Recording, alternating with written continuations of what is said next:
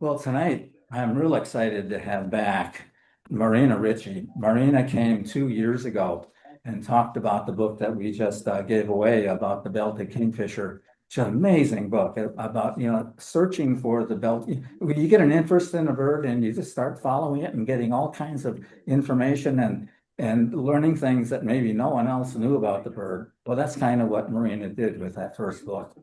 Well, now she's got a second one.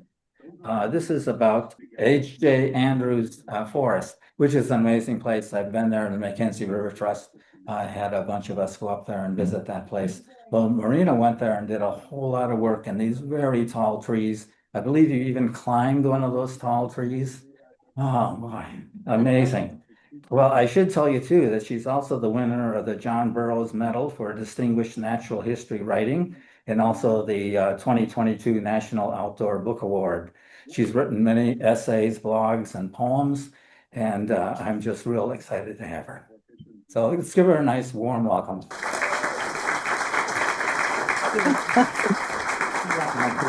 That's great. So good to be here. And I hope you'll be a bit of a forgiving audience because this is my very first preview presentation on this book. And I literally just printed it out, the manuscript, on Saturday. So it's the new cover. And so it's fresh and it will not be out officially until September 8th. So I'm really delighted to have a chance to preview it here with you tonight. And I'm also grateful to Dennis and a whole lot of other photographers who would generously provided me some of the gorgeous bird photos you'll be seeing in this presentation, as well as some of the animals. And what I want to also say is, first I'll say, actually, the book takes place all over Oregon. H.J. Andrews is part of the book, but you'll find out it's a larger sphere. So, and the one thing I also want to tell you that ahead of time is, I think you can just relax and know that I'm not going to show any photos of clear cuts or logging shame, because we all know what that's like. So instead, there you might be mentioning the problems, but they're not going to be in the show. So see if we got this going. Okay, ready? It's a whirlwind tour. And so I wanted to give you a sense of the different birds in the book and how I did it. And there's memoir mixed in, but you won't be hearing too much of that, but you will see a little. Okay, let's get it to advance. Okay. Now it's not advancing. Wait, hang on. No. It was working quite well, but now it's not again. Oh, this one. I pushed something different. Okay. This is how this is going to go tonight, I can see. All right, the theme of my book is that birds are revealing a hidden vertical world.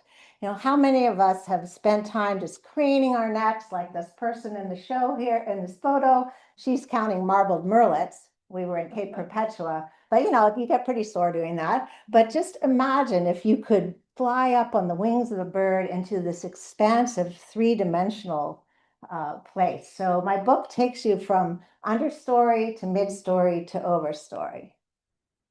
I also admit that I had some plan here, that I thought we could bring bird lovers and tree huggers together.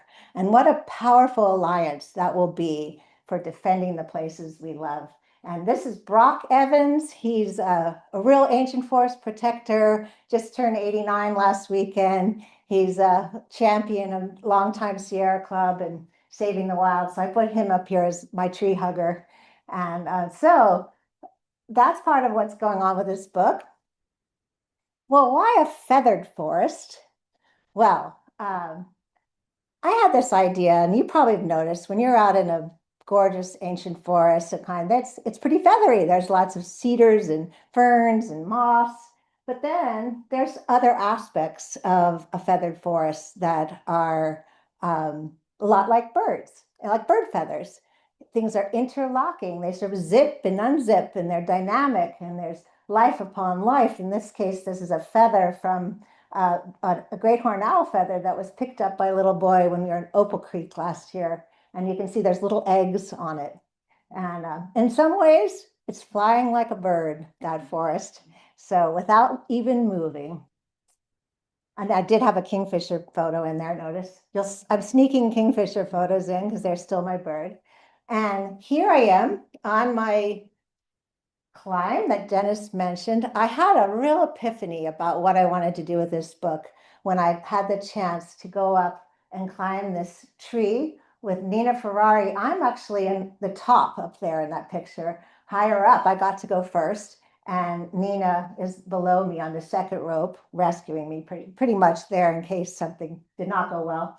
And as you can tell, I'm super happy. I'm when I get 175 feet up and this Douglas fir. So I'm here and there. What I'd like to do is just read a little bit from the book to give you just a sense of things. And so got that marked here. So my chapter starts, I'm 175 feet up, a lofty Douglas fir, and about to find myself in trouble. The thing is, you're not going to know, so you're going to have to read the book. So red crossbills whisk by, seeking cones. Their flight calls skip through curtains of branches. Green needles interlock like feathers. Secure in my climbing harness, I drink in the full cup of jay blue sky. Everything has a signature. Lookout Creek's soothing flow breezes upward. A western swallowtail butterfly sails past my hand. From far below, a varied thrush chords the morning in one note praise song. Well, here I'd like to introduce a little bit more about Nina Ferrari. I think some of you have heard her speak here in Eugene, but she's the amazing PhD student under Matt Betts, who is in this picture. And she's actually finishing her dissertation right now and looking at how birds move through the three dimensions of these old growth forests, comparing them to secondary forests in relationship to a changing climate, and whether they have the ability or not to adjust their territories or if it's inflexible. So it's important work and it's kind of magical work. She had to climb 7 old growth trees and 7 second growth trees, which are still tall. And some of her trees were 300 feet tall, and she was climbing them multiple times. So me just going up once was pretty great. Well, I have to say, when I thought about this book and my originating, how it originated, this is an old family photo of me, I think in 7th grade. And, and I don't know how many people here climbed trees when they were kids. Yay, right? We all want to do that again. But I have to say now at my age, I don't do a lot of tree climbing, but I did have a chance to spend quite a bit of time with my field notebook, going to many beautiful forests for this book. And there's something else that I think influenced the idea for this book. I had a postcard from Ursula Le Guin that dates to 1983, when I wrote to her when I lived in Prairie City, responding to her letter in the Oregonian, where she was lamenting the city of Portland coming in and cutting down this horse chestnut tree. And so I had lost this postcard, I thought, and then found it. It's all a story. And but what she said in this postcard just is still an inspiration to me today, that becoming a writer is sort of like becoming a tree. It takes a long time and is risky, but worth it. Keep on making new rings. So Ursula Le Guin's writing here and there is in the book. And I made a nice connection with her son, Theo Downs Le Guin, and he wrote a beautiful blurb praise that's on the back of the book. So nice connection to her too. This is the Cascadia bioregion that I decided to focus in, but obviously it's a really big bioregion. It's like 2,400 miles north and south. And but I like the idea of not centering just in the west side. We know that this is incredibly important, that this is a place where we have some of the largest temperate rainforest, or the largest temperate rainforest in the world, what's left, heaviest, tallest trees. Within that, I spent quite a bit of time in Oregon. And so these are some of the places that I visited and that you'll see in the book specifically. So yes, there's quite a bit of time in the H.J. Andrews, but also in some of the others listed on this slide. And so what I thought I'd do now is start with the Blue Mountains in terms of where we go next.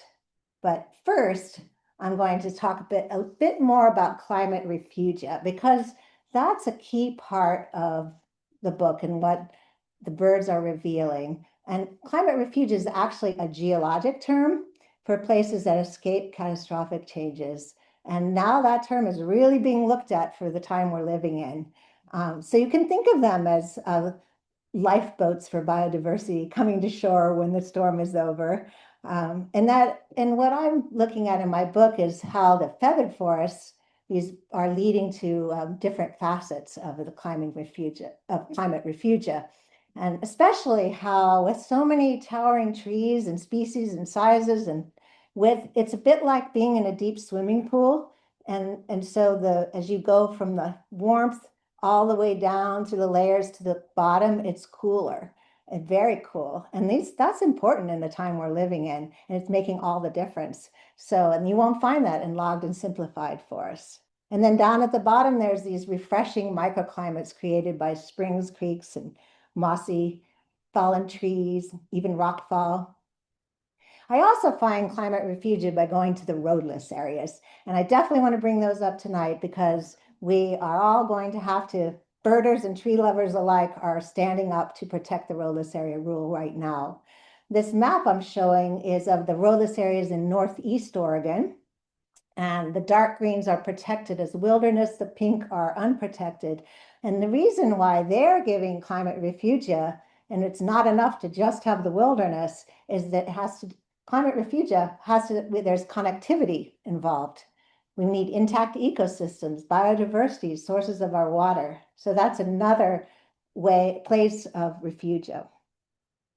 So here I'm starting, there's a part of my book where my husband Wes, who's here in the audience, and I were camping on the Amnaha River in Northeast Oregon. And the Amnaha flows out of the Eagle Cap Wilderness down into Hell's Canyon and the Snake River. It's a haven for salmon. It's a lot of important roadless country around there. Well, we were camping and in the morning, we heard this like pop, pop, pop, pop, shh, boom, which was this tree falling down.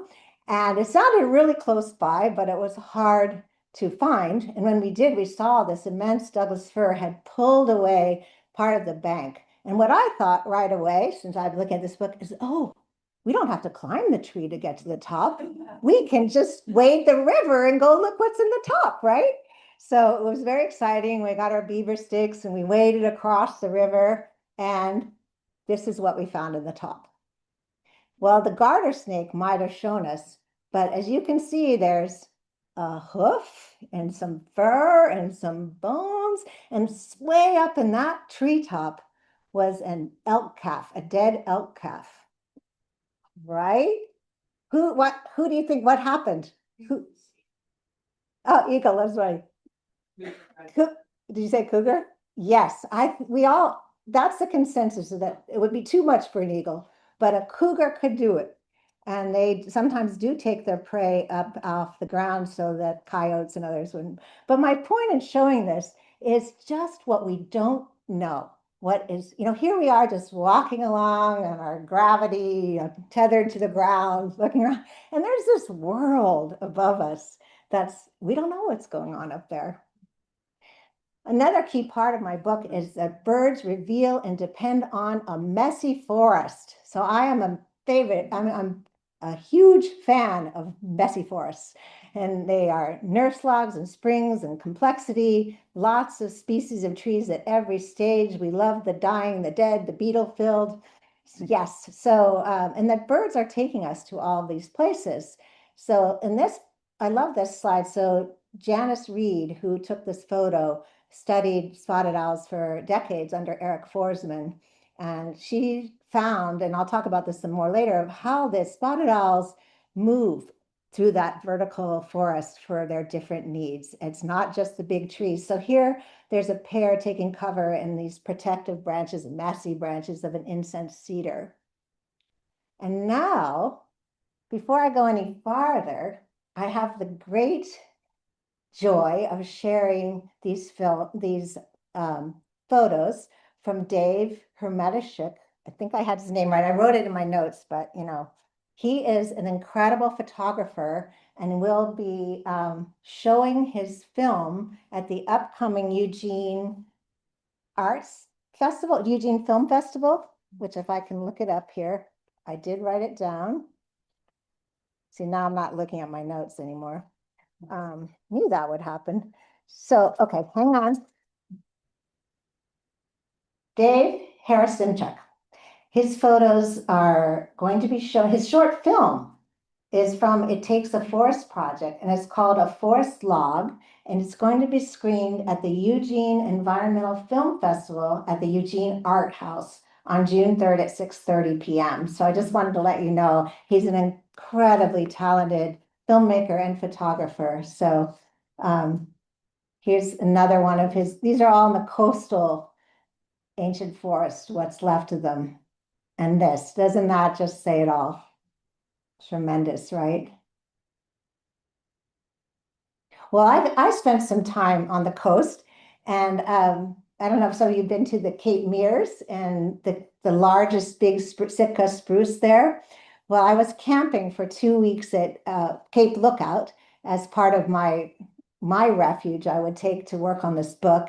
And I ended up just spending so much time by this spruce. I called the Climate Guardian spruce, and it sort of felt like we were in conversation after a while.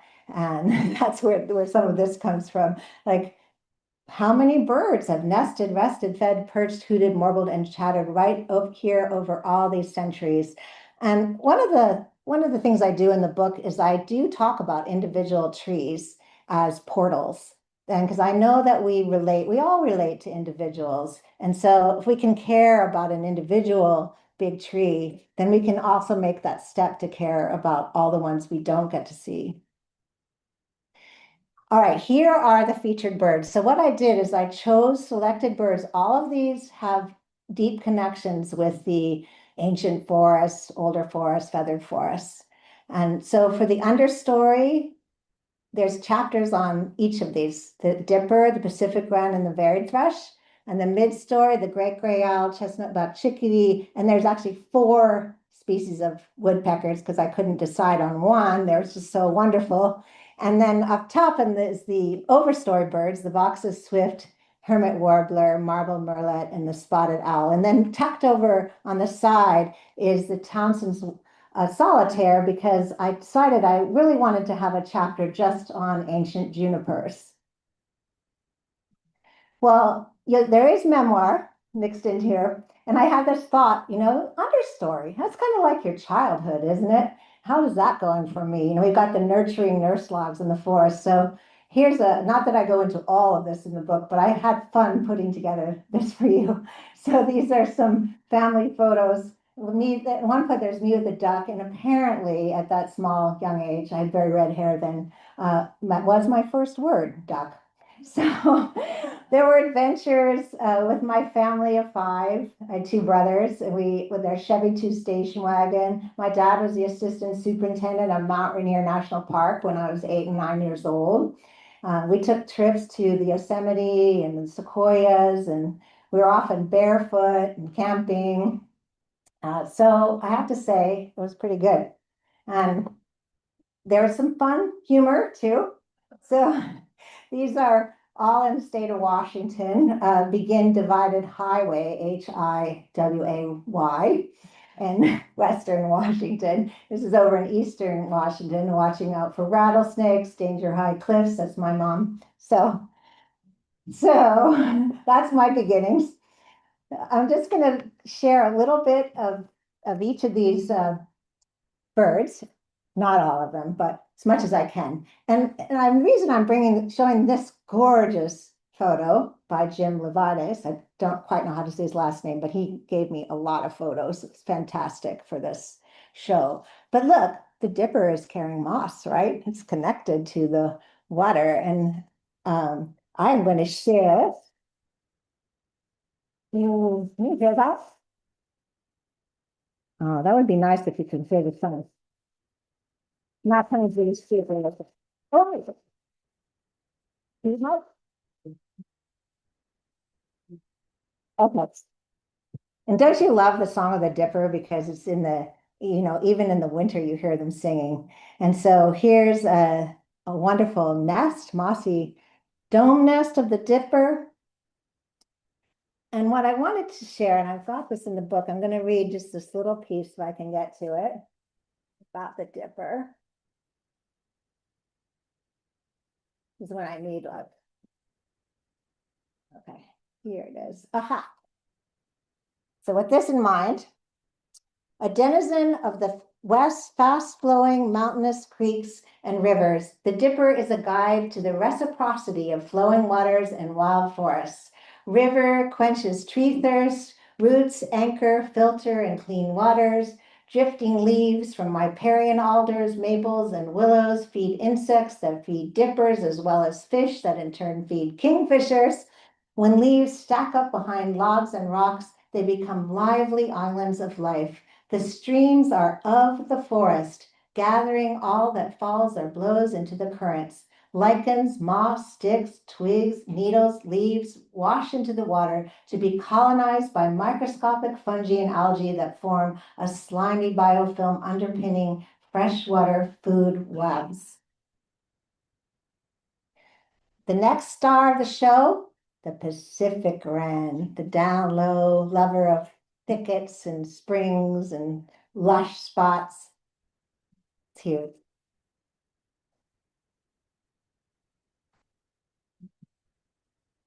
And I was just recently in a true wonderland. If anybody's been to the old Salmon River Trail near Zigzag on Mount Hood National Forest, which is actually very near one of our threatened roadless areas nearby the salmon huckleberry. And there was just one wren singing after another. And I write about in my book, there's a part that I include. Have you heard of Donald Kreutzma? And he wrote this great book called The Singing Life of Birds. Well, back in 1970, he was at the McDonald Forest in near Corvallis, and he recorded almost, was it something like 470 different songs that one wren sang in like 3 hours, like different renditions. They are, he said, it's of all the birds, it's the pinnacle of bird song. But the thing is, it goes so fast that we can't tell. But if you slowed it down, it would just be these mellifluent whistles. And I'm working. Here's my video that I hit.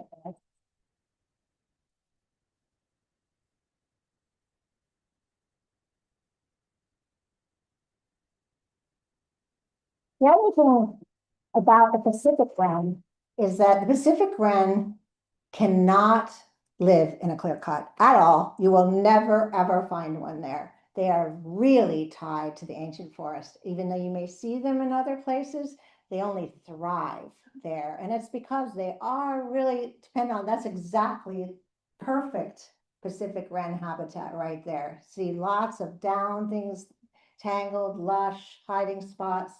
So they are definitely a bird that, we can't take for granted.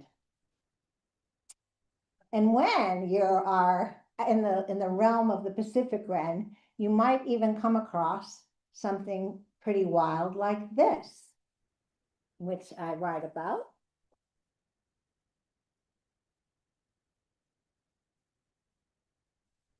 If I planted myself long enough, I might meet the hopping, slithering, and pattering inhabitants. A coastal-tailed frog morphs from chocolate to green to blend into the step pools of mossy stream. A garter snake with a red stripe swallows a rough-skinned newt, one of the few predators that is resistant to this salamander with an orange stomach proclaiming, "I'm toxic." That's one of the cool things in Pacific Rim land. Next bird of the understory, the varied thrush. And this is Dennis's photo. And I have a start to that. going to share that. Hold up here. Okay. A varied thrush sings two chords, the first a higher pitch than the second, and with a pause between the bury whistles. The music braids the redwoods into a ballad for the tallest trees on the planet. The thrush is tuned to life in the shady interiors deep down low. Leaning back with hands on hips in the Rockefeller Grove, I hear a second male singing in counterpoint from farther away.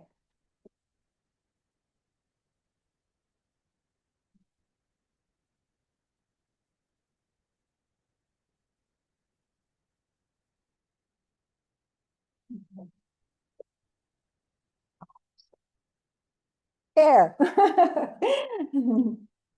The birds give voice to the redwoods, from cones to seeds to saplings to soaring giants to snags, still going, to nurse logs to soil. Like polyphonic thrush song, the forests sing many notes in one harmonic chord of renewal, decay, and death, and of fire, wind, rain, and fog. The scientific species name for the coastal redwood is fitting, Sequoia sempervirens, ever living. So that's my chapter where I dip into the redwoods, even though the varied thrushes, of course, have a much bigger range. And guess what? I put a chapter in on truffles from going out with the Eugene Natural History Society, and we just happen to have two of those people here in the audience, Tom Titus and Kim Walter, right back here. And we had an incredible day. This is their daughter, Laurel, but there were quite a few of us out there. And Charles Lefebvre, with his dogs, Dante and Luca, took us on an amazing walk. In 90 minutes, the dogs found 11 different species of truffles. And this was in an ancient forest near Hardesty Mountain right there. And so what Charles is doing is actually collecting them, sending them in, documenting them, showing that these are forests that have to be protected. And the connection is, of course, that the truffles are key to the trees being healthy, and they are spread by all these animals that are attracted to the aromas. So flying squirrels and voles, even deer. So it's all very connected. And I had a question of whether birds had a role, because you always think that birds can't smell. Well, you have to read my book to find that part out. Moving to the mid-story of forest and life, there's some parts of my book where I do interweave canoeing and what it was like to be in solitude, also coming west to start to run for the University of Oregon cross-country team initially before I turned into a full-time enviro as much as possible. My friend Strato is right here. He can attest to that from those years. And then down in the bottom, I was part of the people working really hard to pass the 1984 Oregon Wilderness Bill. So I'm in this picture, we're celebrating the dedication of the North Fork Umatilla Wilderness. And over on the edge, there's Nina sending the Douglas fir into the mid-story. On mid-story, the great gray owl plays a real role. And I love this photo that Sevilla Rhodes took. She's an incredible naturalist who lives in Sisters and also had been in Sun River. And one of the things that impresses me about this owl is not only that they're these huge owls, well, this is part of it. They're 3 feet tall. They're one of the tallest owls in the world. They have a circumpolar range, but their wings, they can actually bend and flex and bat away these branches. And these are birds that depend on these dense forests. And yes, they need meadows to go out and hunt in, but they really need these thick, dense forests. And so, and they're adapted for it as they go catch their prey. And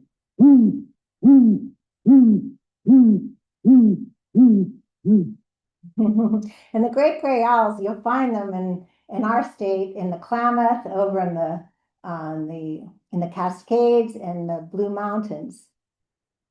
Pretty sure those are the 3+ spots. not looking at my notes now. So, so I went out one day with naturalist Sevilla. Those are her photos, and she has two amazing kids, Ander and Chloe, who are they're already naturalists, especially Ander.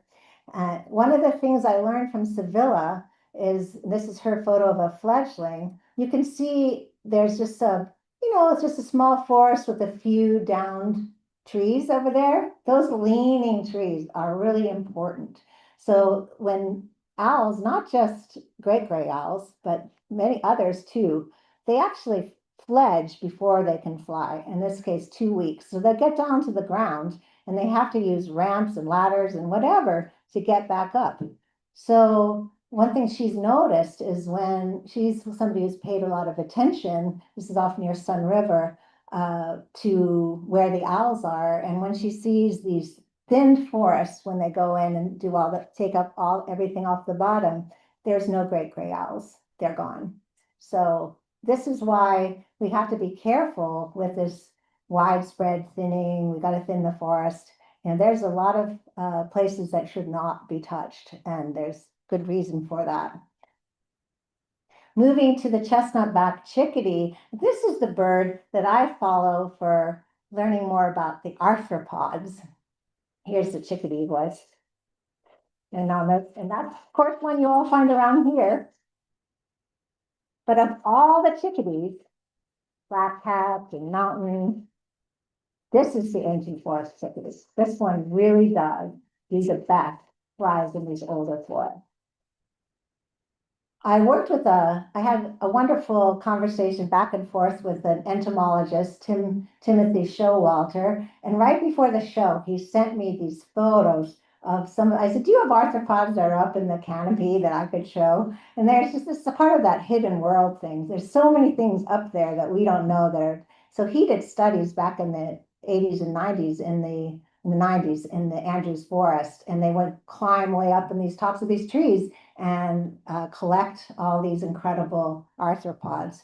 So these are a few of them here. That sawfly, the big chubby one, apparently is very connected to the old growth forest, and you don't see very many of them in the second growth. I have a thing about taking photos of spider webs and forest and sunshine. I don't know about all the rest of you, but they just glow and dazzle, right? So I also discovered that chickadees are leading us to spiders that are brain food for chicks. So chickadees have a diet that's about 68% arthropods, and among those are a pretty good chunk of spiders. And there's been some studies, there's a big study over in Scotland of a similar bird called a blue tit, and there they found out that this spiders have this amino acid called taurine, and that taurine is also found in the breast milk of women.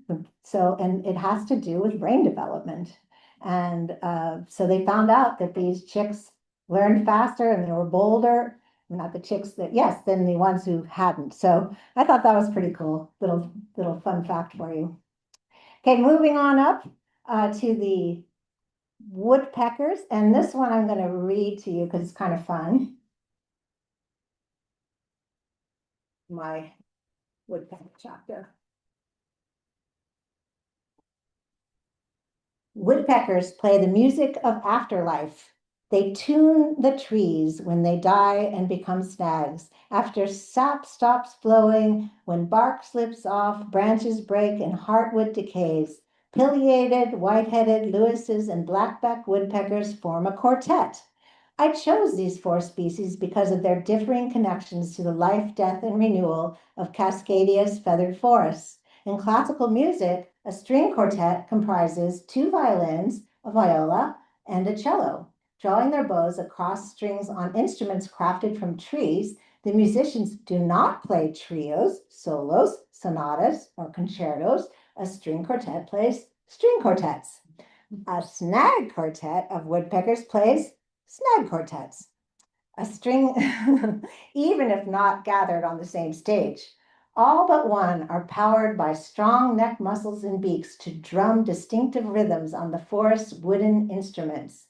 A pileated hammers slow crescendos that fade away like a passing thunderstorm. A blackback staccato is the snare drum, while the white-headed taps a looser and lighter cadence. The Lewis's woodpecker drums the least, with a bill best for nabbing insects mid-air. So this whole chapter is a real ode to the value of standing dead trees, snags. And I'm just going to show one of the woodpeckers. There's nesting Lewis's woodpeckers right by my house, near our house near Bend, in this little sliver of ponderosa forest near the lava fields. And so I've been able every year to be watching these birds and the snags. And my neighbor, Michelle Kellogg, has good photographer, and she took these photos, and I'm showing them because you can see that the Lewis's woodpeckers are feeding wax currant berries to the chicks. And what that makes me think about is interconnections. You know, everything's connected, and we don't know how sometimes unless we pay attention and observe. So the currants and the understory, all these shrubs are playing a pretty important role for pollinators and woodpeckers and who knows more. We just need to go out and find out. Okay, we're reaching up to the overstory. How are we doing? Good? Okay. Assuming so. I'm going to leave time for questions at the end. So the overstory, I didn't put my own life here. There's a lot more one could say. But here I wanted to show two kinds of overstory. One this is another one of Dave's photos, and this is up high in Andrews Forest, and you can see a little blue person. That's Nina, way up high in the canopy. And the other one is a kind of different forest, a mixed conifer forest of larch trees over in northeast Oregon, again in that Imnaha River country. But what they all have in common, you know, up top is they're gathering light. And in an older forest, there's lots of broken tops, spreading tree crowns. They're actually able to gather far more sunlight than smaller trees that are pinnacle shaped. They have these different kinds of branching. They're rainmakers. They're capturing the most carbon, the largest trees. They're growing faster than the young trees. And as we know in life, as you get a little older, there's some bigger vistas we have. We're sort of growing from what is broken, sheltering, mentoring maybe, just keeping flowing along. And I begin the overstory section in the Crabtree Valley. Chandra Legui of Oregon Wild is here tonight. So I urge you, if you ever put your hand up there. Anyone needs to talk to Chandra. She's your conservation woman for Oregon Wild. And she also guided me and John Sissel, forest ecologist, to the Crabtree Valley. It was unbelievably spectacular. I think I have time to read just a little bit from there. Whoops. Oh, what did I do? Oh, no, did I unplug something? Okay. Oh, yay, it's a miracle. Oh my God. Okay. I have to be really careful. Too many things. Okay. It's hard, you know, have this big manuscript. Okay. Um, I'm lost in time within the glacially carved Crabtree Valley, among primeval Douglas firs, western hemlock, western red cedar, and Alaska yellow cedar. The oldest Douglas firs in Oregon are rooted here. If immortality were possible, this might be the place. The trees drink from the sponginess of bogs, springs, and two small lakes. The elders know the way of sun and shadow, snag and hollow, gnarl and crown. And I kind of go on because it's so amazing. And at the time, I thought this is a protected place. It's, you know, nobody's going to touch this. But now we know that the plan for the BLM is to severely increase logging in their old growth forests. So the Crabtree Valley is now threatened. And it's definitely becoming a symbol of all the forests that we need to stand up for.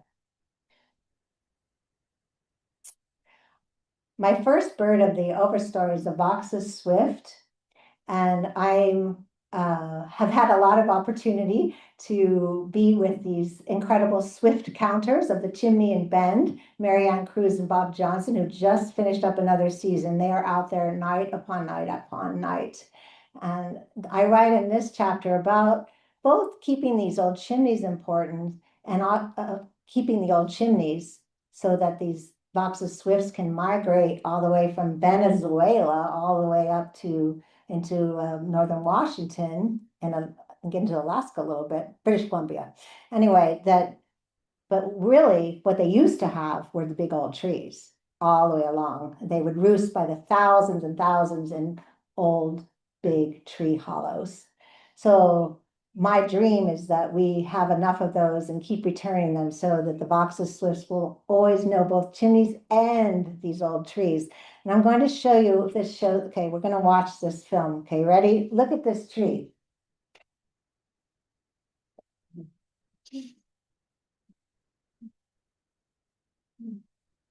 Right? It's still going in. This was sent to me. I was not able to be there. I still want to go. But there's quite a story. This Douglas fir is in the Olympic National Park, and a young woman discovered it herself just recently. And the hole is not very big at all. It's kind of up in this crook, but she counted like 1,500 swifts going in. And there's quite a story about this was also where a fire burned near Lake Cushman last summer. And I'm just going to tell this because it's so good. It's a story of hope. The National Park Service, she contacted National Park Service and let them know that this swift roost tree was in the path of the fire.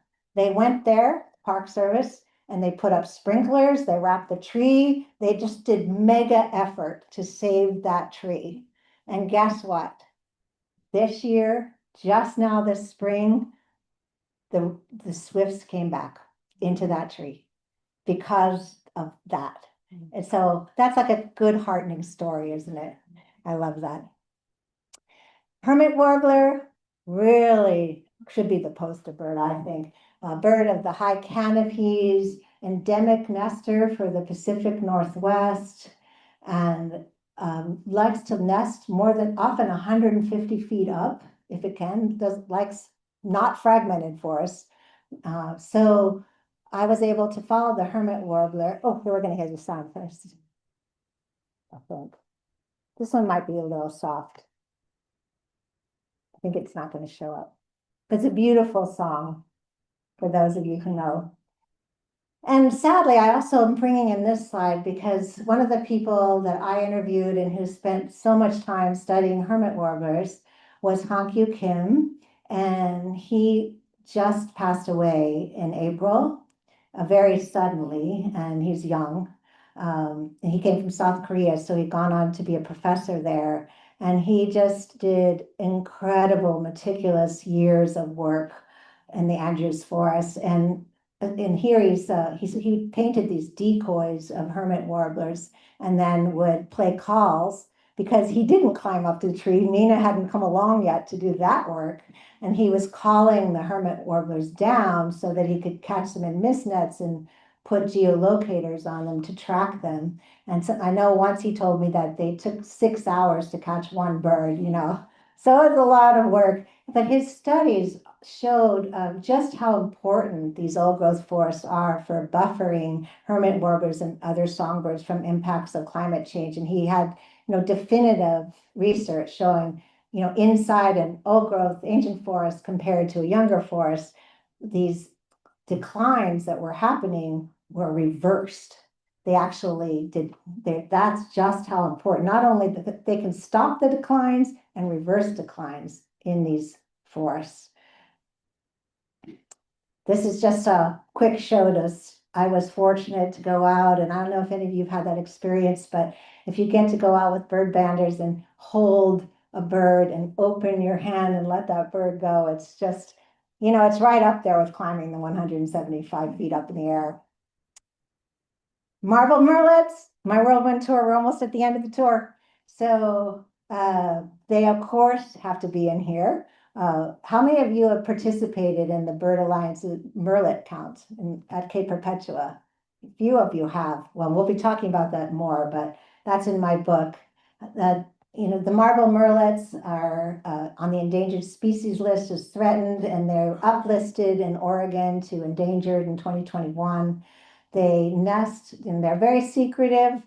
The nests of these birds are only in the tallest, biggest, oldest trees that have to have these side limbs that are big platforms. And because the murrelets, which are seabirds, fly in from the ocean, and they must have that kind of platform to put their to nest in. They don't build a nest, and they just raise one chick. So they are definitely a bird of the coastal old growth forests. And my chapter is about the importance of connecting the ocean to the forest. And these coastal forests are sheltering all kinds of other wildlife, and we're still finding out more about them. So the Humboldt flying squirrel was just discovered as a separate species only in 2017.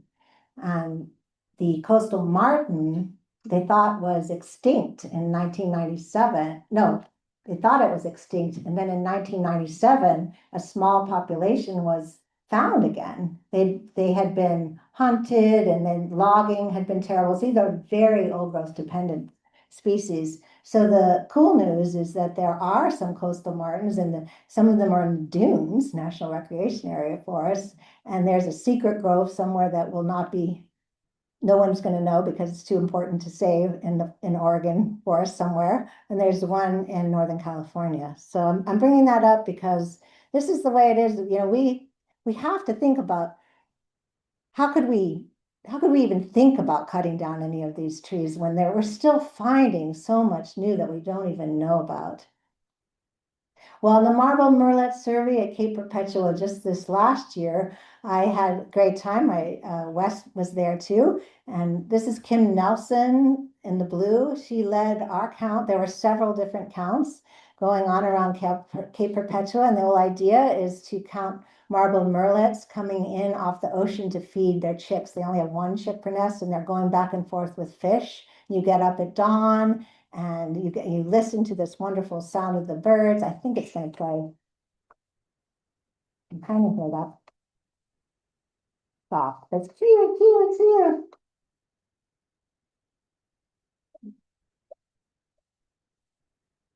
Again, we're just giving a sense of things. I got to keep moving along, but I do write about this. And then I spent a day with Paul Engelmeyer, he's the 10 Mile Sanctuary Manager, Bird Alliance of Oregon, also helping run the Murrelet surveys. And with Paul, I found it's another kind of story of hope, because he's so involved in trying to stitch together older forests that have been logged so they won't be logged again by acquiring them, and then just taking little actions within them, very, very thoughtful ways of restoration to help kind of facilitate their return to older forests. So going out with him was really inspiring. And he had said something to me like, there's no sidelines, you have to be in the game. He's that kind of guy. And then finally, the northern spotted owl, in terms of the overstory birds, the last stand for the ecosystem. Um, as we know, they're endangered. Their last stands really are these older forests. And what I wanted to show in my chapter is just how important the entire ecosystem is that the spotted owls live in and depend upon. So in one section, I write about a little scene with the red tree vole. Of course, these red tree voles can only live, well, they live up in the high Douglas firs. They rarely, if ever, come down to the ground, and they live on Douglas fir needles and sip the water off the needles and the owls prey on them. So that's important for the owls. But there's something else that's going on. You can see this clouded salamander. That's a tree vole nest. So tree voles make their nest like with resin and twigs, and they make this ball that's really soft and moist. So the clouded salamanders love tree vole nests, because these clouded salamanders are arboreal. We've got Tom Titus here. He could tell us all about them. But just know they live way up high in the trees. They're very adapted. They can live way up high, and they're very adapted to being up high. So there's this cool reciprocity story with the clouded salamander lounging on the red tree vole nest, keeping cool, and also just, hey, I'm going to eat an insect here, another insect there. And, it's just kind of housekeeping for the retrieval. So all those insects and stuff clean, they're both happy. So there's all kinds of amazing reciprocal cooperative things happening up there with the spotted owls. They know. Cute photos, right? Owlets. Janice, who I talked to again, sent this to me. This is a dogwood roost. Again, she was showing me when she studied spotted owls for so many years, she could know where to look for them because she knew how they moved through the forest into these different little microclimates. This isn't a picture of a yew tree, but she told me that these yew trees, these old yew trees, are really important, that they use them like kind of like we would for an umbrella when it's raining hard. They come and they just tuck in there. So they're not just up high, they're not just in snags, they're moving all through these forests, and every single part is important for spotted owls. I also had the opportunity to go out in this chapter with Frances Etherington, and she is a dynamo, ancient forest protector. Some of you probably know her. She works for the Umpqua watersheds and then Cascadia wildlands, and she's still out there. She put me to work monitoring timber sales, the new ones on the Elliott State Forest when we were out there last summer. And the reason I put her in with the spotted owls is many forests that Frances helped to save over the years were because she could document that there were spotted owls there. And with the Power of Endangered Species Act, that's how you protect habitat. And now we're facing a time when that could really change. But yet that is how, that's a whole other story with the Northwest Forest Plan and lots of things about how these owls have been pivotal to saving these last forests for us. And now we have this barred owl, which is not really a newcomer anymore. The barred owl's been here a while and has moved into the spotted owl's terrain and is out competing the spotted owls. So it's a complicated story that I also talk about in the book. And I'm just sort of reminding us with this photo here. Oh, there the owl, but it's like that. Who cooks for you, the barred owl? And then finally, this is my not over story chapter. I just put this in separately because I thought, why not kind of bring the bird part to the end with wisdom? And the Townsend solitaire lives on entirely a diet of juniper berries in the winter. They're up in the forest in the summer, but in the winter, that's where they are. So I chose the Townsend solitaire to guide us to the older forests. And that's where in this chapter, I talk about hiking with these fine group up to on Horse Ridge, just east of Bend, near the Badlands Wilderness, and to see the oldest Western juniper, at least the one that's been measured. So I have a chapter called Lessons from More Than 1,600 Years of Living. And this is a real tribute and ode to junipers, and they're much maligned. I'm pitching for their significance and the importance of these ecosystems for all these animals you can see and birds. So here I show that's actually my little picture of a sagebrush lizard right in our yard.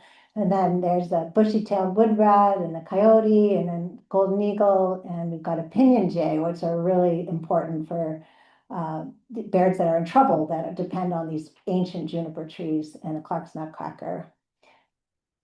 So then I kind of come back around to the Andrews Forest at the end because guess what? A year after I climbed Traverse, the Douglas fir in 2022 and 23, let's see, in 2023, you might have that wrong on the date, right? Because the fire was in 2023, right? So we must have come back in 2024 to do a post-fire tour. And that is the tree that we climbed.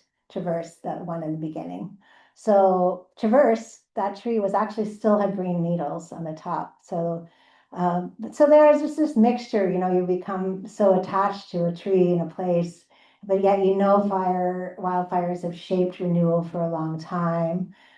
So I especially found that renewal when I went to Opal Creek 5 years after the Beachy Creek fire and found just abundance, more lazuli buntings than you could imagine.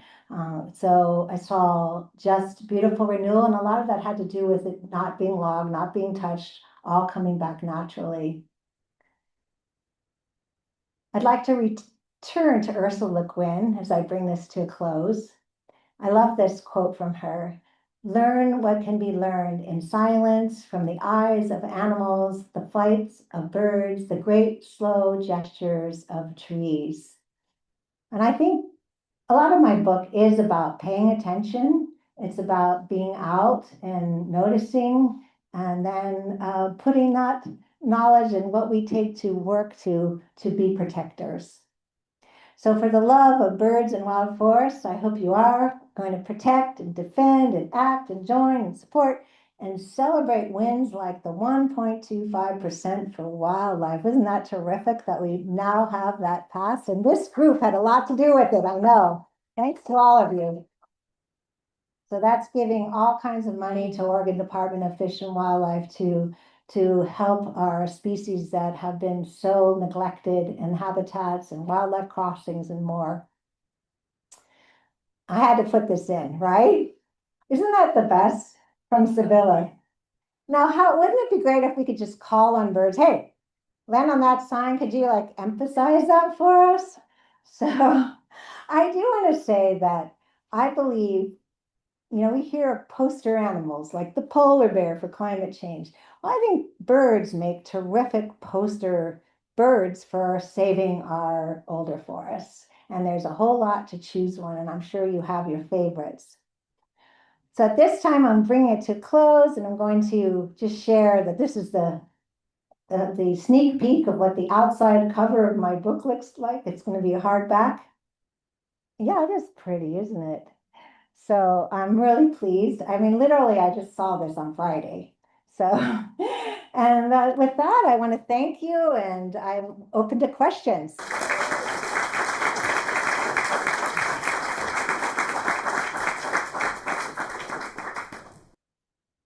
Tom, I'll repeat the questions. How do we pre-order your book? Oh, nothing like a fellow author to say that. Well, if you just look up Penguin Random House Marina Richie, that long thing will come up. And that's one way to pre-order. You could also just ask your local independent bookstore to pre-order it for you. And then you will get it on September 8th. Thank you. And really, pre-orders actually help a lot because I found out they help them plan for how well my book might be doing. So then they might promote it more. So thank you. And Chelsea Green Publishing has been terrific to work with. And I wanted to say that they are based in Vermont and the UK. And I am going to speak at the Global Bird Fair in England in July. And I have to have a presentation together pretty soon. So thanks for letting me just babble on tonight. And I hope it was a good start. So other questions? Yes. Oh, Jerry, hi. Was there any particular book that inspired you to do this, or were you trying to create a book that was different from any other? Oh, thank you. So Jerry asked me whether there was any book that inspired me or was I trying to do something different? Well, I think it was combination, but I definitely thought about, there's all these books about forests.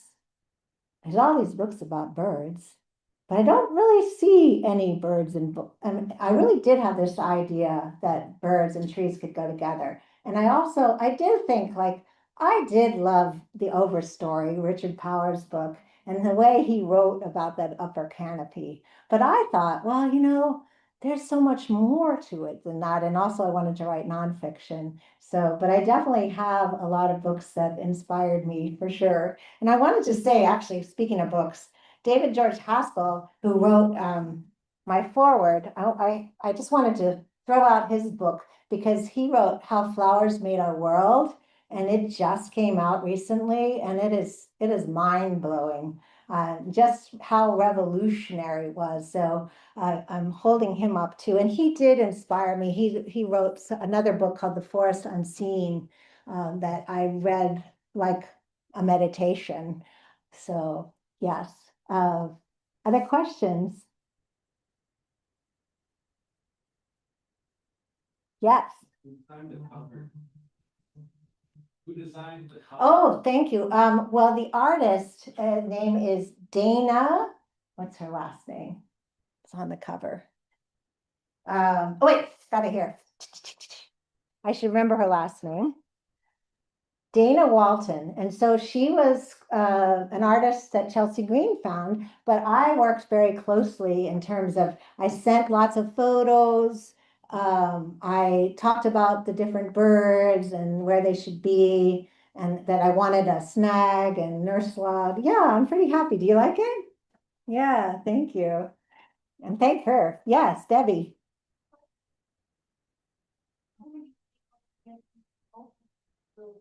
Ah, well, I was the very first public group who went in last summer, and I signed up.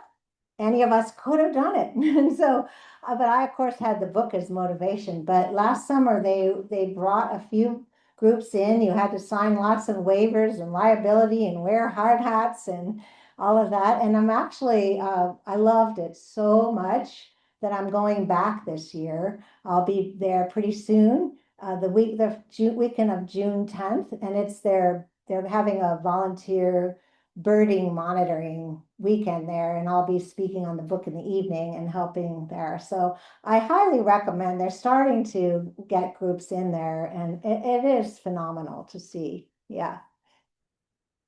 I think that's it. Sorry. Thank you so much. And yeah, thanks for asking.